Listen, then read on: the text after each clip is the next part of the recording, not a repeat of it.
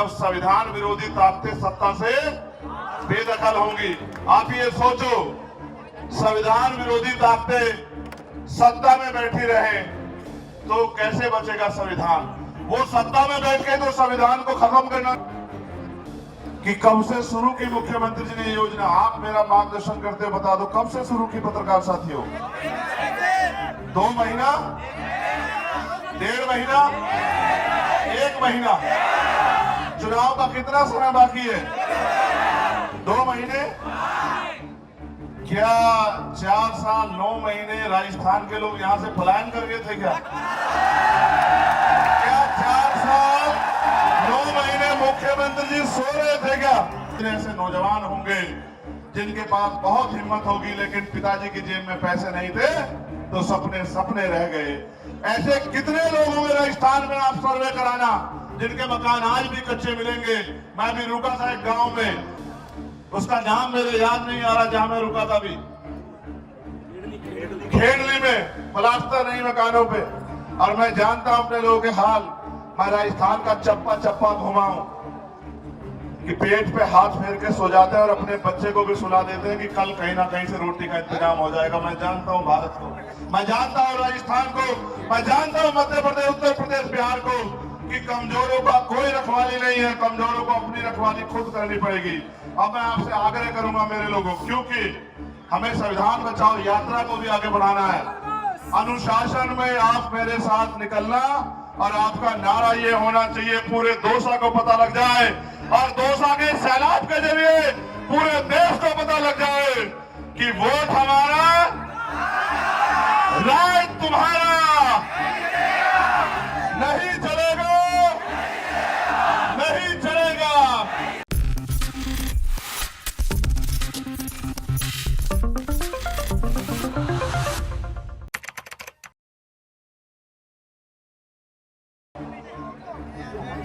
क्या आप वर्तमान सरकार से खुश हो? इससे जो पिछली सरकार थी उससे खुश थे? कब तक इनके खेल में अपने आप को शामिल रखोगे? कभी ये कभी वो, आपका क्या? मुझे कल से हम लोग शुरू हुए थे, नीमराना, फिर अलवर, सुबह नगर और अब दौसा, और अभी 10 दिन लगभग 6 तारीख तक मैं यही हूं आपके बीच। क्यों हूं पता है? क्योंकि संविधान बचाओ यात्रा चल रही है। कब बचेगा संविधान? गौर से सुनो, अपने मन की भावना अपने अंदर रखो और मेरी बात पे गौर करो। मैं बहुजन समाज में जन्मे सभी संतों, गुरुओं, महापुरुषों को नमन करता हूं। नमन इसलिए क्योंकि वो थे तो हम हैं और उन्होंने अपना पूरा जीवन बलिदान किया, तो आज कमजोर, किसान, कमेरे, पिछड़े, दलित, आदिवासी, माइनॉरिटी के लोग जो हैं वो चैन की सांस और भारत की तमाम महिलाएं स्वाभिमान, सम्मान का जीवन भारत में व्यक्त कर पा रही हैं। इसका एक ही कारण है, बाबा साहब डॉक्टर भीमराव अम्बेडकर जी का संविधान। लेकिन आज वो संविधान खतरे में है, और संविधान इसलिए खतरे में है क्योंकि संविधान से जिन लोगों को सबसे ज्यादा फायदा मिला, गुलामी कटी, अवसर की समता मिली, मौलिक अधिकार मिले, मौलिक कर्तव्य मिले, जिनको दिन के उजाले में भी बाहर निकल के डॉक्टर, इंजीनियर, IAS, IPS बनने का मौका मिला, वो लोग अपने संविधान के प्रति जिम्मेदार नहीं हो रहे। संविधान तब बचेगा जब संविधान विरोधी ताकतें सत्ता से बेदखल होंगी। आप ये सोचो, संविधान विरोधी ताकतें सत्ता में बैठी रहे तो कैसे बचेगा संविधान? वो सत्ता में बैठ के तो संविधान को खत्म करना चाहती है। अगर हम उन्हें सत्ता से उतार फेंके और अपनी सत्ता बना ले तो संविधान भी बचेगा और हमारे हक अधिकार भी सुरक्षित रहेंगे। एक ही फॉर्मूला है जो मैं बार बार कह रहा हूं पूरे देश में कि वोट हमारा, राज तुम्हारा। नहीं चलेगा, नहीं चलेगा। वोट हमारा, राज यही चलेगा, यही चलेगा।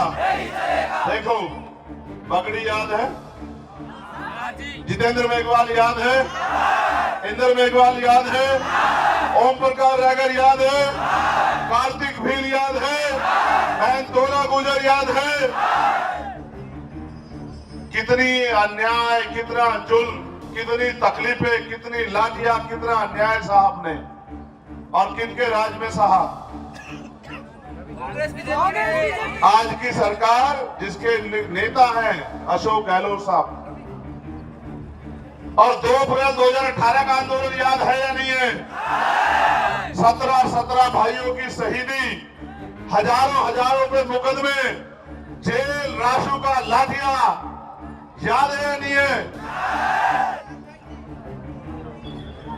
और समाज पे कुर्बान होने वाले नौजवान याद है नहीं है?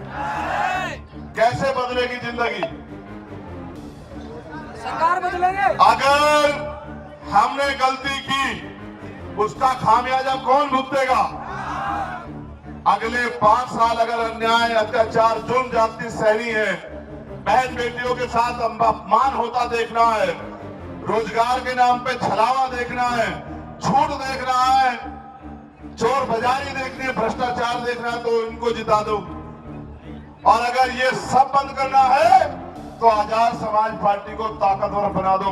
राजस्थान, मध्य प्रदेश में फिर देखना, किसी गरीब को किसी के आगे हाथ नहीं फैलाना पड़ेगा। मुख्यमंत्री जी अभी क्या योजनाएं दे रहे हैं? आटा ले लो, चीनी ले लो, दाल ले लो, मोबाइल फोन ले लो, गैस सिलेंडर के दाम कम करा लो। कल एक पत्रकार, यहाँ भी पत्रकार साथी खड़े, कल एक पत्रकार ने मुझसे कहा कि मुख्यमंत्री जी इतनी अच्छी योजनाएं दे रहे हैं। मैंने उनसे पूछा कि कब से शुरू की मुख्यमंत्री जी ने योजना? आप मेरा मार्गदर्शन करते हो, बता दो कब से शुरू की पत्रकार साथियों? 2 महीना, 1.5 महीना, 1 महीना? चुनाव का कितना समय बाकी है? 2 महीने? क्या 4 साल 9 महीने राजस्थान के लोग यहां से पलायन कर गए थे क्या? क्या 4 साल 9 महीने मुख्यमंत्री जी सो रहे थे क्या? क्या 4 साल 9 महीने में जो सीएचए के साथियों ने, थर्ड ग्रेड टीचर जो भाई बहन है उन्होंने, आशा आंगनबाड़ी कार्यकर्ताओं ने और जो कमजोर हक वंचित समाज के नौजवानों ने जो सहा, क्या मुख्यमंत्री तब नींद में थे क्या? चुनाव से पहले कैसे पता लगा कि गैस सिलेंडर के दाम कम होने चाहिए? चुनाव से पहले कैसे पता लगा कि आटा भी नहीं है गरीबों पे, दाल भी नहीं है, चीनी भी नहीं है, तेल भी नहीं है? कैसे पता लगा? जब चुनाव आता है तब आपकी याद आती है, चुनाव के बाद आपकी याद नहीं आती है। देखो मेरी बात में गौर करो, ये राजस्थान है ना, और जगह तो कमरों में बैठ के पेपर लीक होते हैं, यहाँ बसों में बैठ के पेपर लीक होते हैं, बसों में। क्या कोई भी अपराध बिना सत्ता के संरक्षण के हो सकता है क्या? अगर याद रखो, अगर ये बुरे हैं तो इससे पहले वाले भी अच्छे नहीं हैं। आपके लिए अच्छा कौन है? आपके लिए अच्छा कौन है? आपके लिए आपको खुद की ताकत बनानी पड़ेगी मेरे लोगों, याद रखना मेरी बात को। वरना अगले 5 साल आपकी गलती की वजह से जो अन्याय अत्याचार होगा उसके जिम्मेदार हम खुद होंगे। आज आपके पास ताकत है, हर कोई आपको अपना कहेगा, हर कोई आपकी बस्ती में आएगा, हर कोई आपके पैर पकड़ेगा, हर कोई आपको इज्जत देगा। लेकिन याद रखना वो इज्जत एक दिखावा है, जैसे चुनाव जाएगा ये रिश्ता भी चला जाएगा और फिर वही होगा जो पिछले 4 साल 9 महीने आपकी खाल उतरी, आपको अपमान सहना पड़ा, रोजगार मांगा तो लाठियां मिली। और जब मैं आता हूं यहाँ इंद्र मेघवाल के भाई पिता के आंसू पूछने, तो एयरपोर्ट पे 12 घंटे बंद करते हैं, और अगर जबरदस्ती तोड़ के गेट निकल जाता हूं तो गाड़ी में बिठा के दिल्ली छोड़ के आते हैं। और यहाँ के तनखैये नेता यहाँ के तनखैये नेता पूछते हैं कि चंद्रशेखर यहाँ क्यों आते हैं। चंद्रशेखर यहाँ इसलिए आते हैं कि तुम तनखैयों की हिम्मत रही कि अपनी सरकार से सवाल कर सको कि तुम्हारी सरकार के होते हमारे लोगों पर अन्याय अत्याचार हो रहा है, तुम लोग क्यों सोते रहते हो। मैं पूछना चाहता हूं, आपको रोजगार चाहिए नहीं चाहिए बताओ। आपको महंगाई खत्म करवानी नहीं करवानी बताओ। जो भूमिहीन है उनको भूमि चाहिए नहीं चाहिए बताओ। कैसे मिलेगी? नहीं, ऐसे नहीं। जब कलम की ताकत आपके हाथ में आएगी तब मिलेगी। मुख्यमंत्री जी कितने पैसे दे रहे हैं आपकी जिंदगी संवारने के लिए? काउंट करो सारा पैसा जो दे रहे हैं वो सब्सिडी मिला के 1000 रुपए महीना दे रहे होंगे। सवाल 1000 रुपए का नहीं है मेरे लोगों, सवाल है राजस्थान के 3,40,000 करोड़ रुपए का। यहां का टैक्स है, यहां का बजट है 3,40,000 करोड़। मेरी निगाह उस बजट पे है कि उसका प्रयोग नौजवानों के भविष्य को बदलने के लिए होना चाहिए। उसका प्रयोग बहन बेटियों के सम्मान की रक्षा के लिए और उनके सशक्तिकरण के लिए होना चाहिए। उस धन का प्रयोग आपको तरक्की दिलाने के लिए, अच्छे स्कूल खोलने के लिए, अच्छे हॉस्पिटल खोलने के लिए होना चाहिए। और उसका प्रयोग आपको पढ़ने के लिए, विदेश भेजने के लिए होना चाहिए।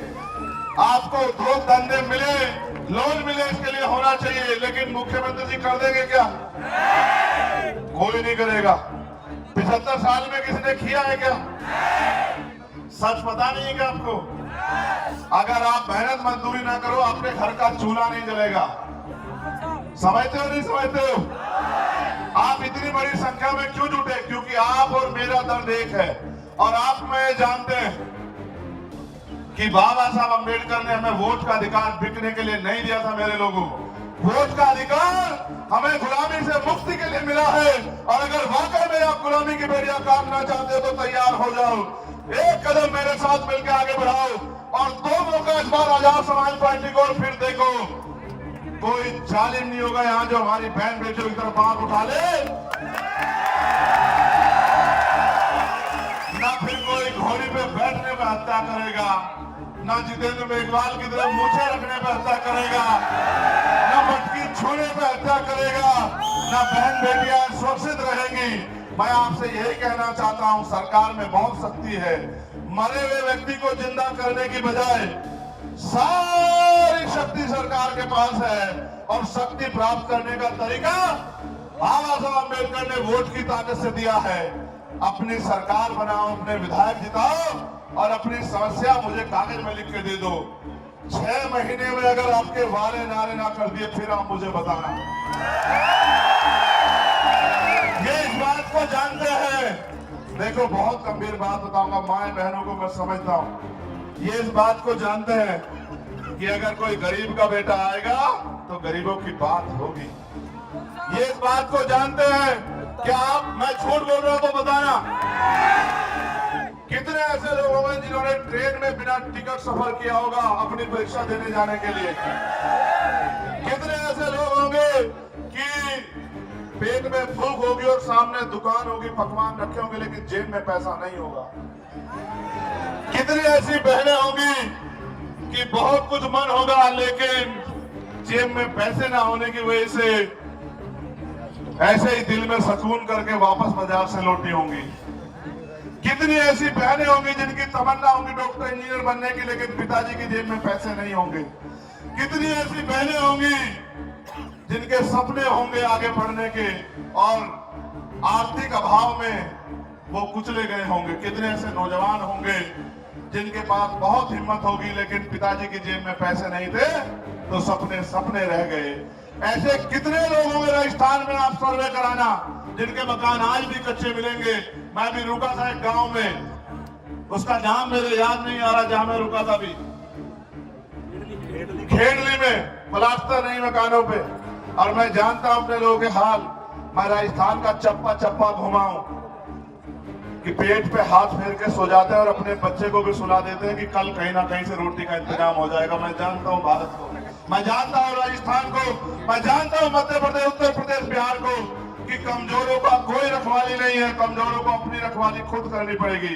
अब मैं आपसे आग्रह करूंगा मेरे लोगों, क्योंकि हमें संविधान बचाओ यात्रा को भी आगे बढ़ाना है। अनुशासन में आप मेरे साथ निकलना और आपका नारा ये होना चाहिए, पूरे दौसा को पता लग जाए और दौसा के सैलाब के जरिए पूरे देश को पता लग जाए